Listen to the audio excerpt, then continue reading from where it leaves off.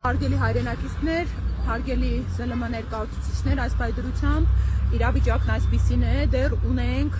ըստ փաստաբանների 4 համակիր եւ կուսակից ընկեր, ում մոտ դեռևս չի հաջողվել փաստաբանի մուտքը, տրվել է հանցագործության մասին հաղորդում փաստաբանական գործունեությանը խոչընդոտելու վերաբերյալ, ահազանգեր են եղել մարդու իրավունքների պաշտպանի գրասենյակ,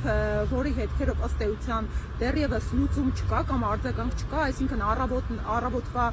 8-ի շրջանակներից ձերբակալված կամ բերման ենթարկված անձանց մոտ դեռևս չի հաջողվել, այս պայդրությամբ ժամը մոտ շուրջ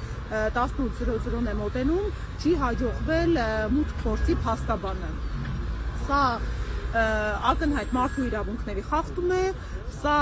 այս իշխանության կողմից մեր պետության ժողովրդավար արժեքների դեմ կռիվ է